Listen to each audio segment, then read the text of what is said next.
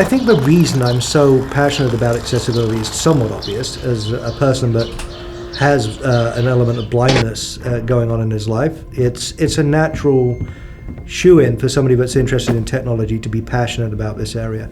I'm Paul Morris. I'm the lab manager and engineering manager here at QualityLogic. I'm leading the effort here on accessibility testing.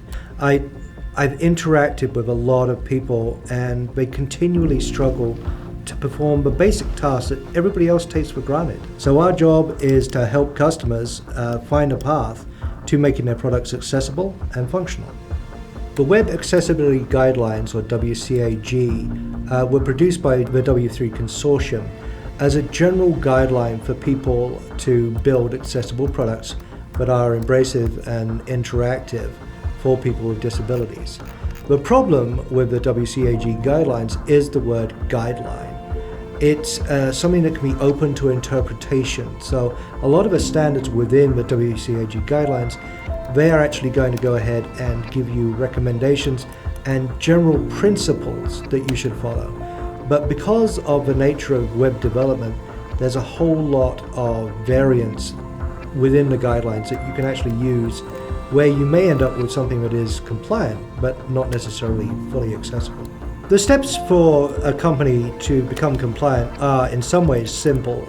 It starts more or less with a phone call to us, or sending us an email and making a request for how can we get our product compliant. What we will then do is we'll actually interact with our clients. We'll determine how many unique templates are in play on a website. That kind of drives the basic cost components of what we have to do.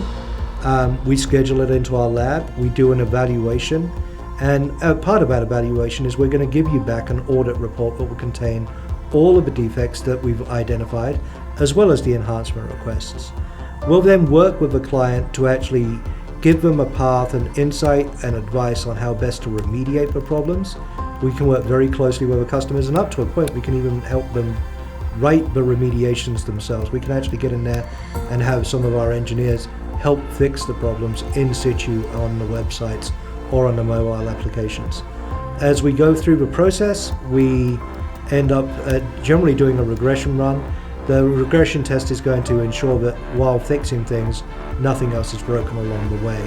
So that's basically the standard approach we take while trying to build out our true accessibility program to ensure that people will have full compliance. If you want to go and order concert tickets or something like that, or you want to order some food, there shouldn't be a barrier that prevents you from doing that technology can enable. And for certain, that once upon a time, there was nothing but barriers. But now we know that technology can sustain an interactive and inclusive environment that will allow everyone to participate if people are willing to take the time and the effort needed to make it possible.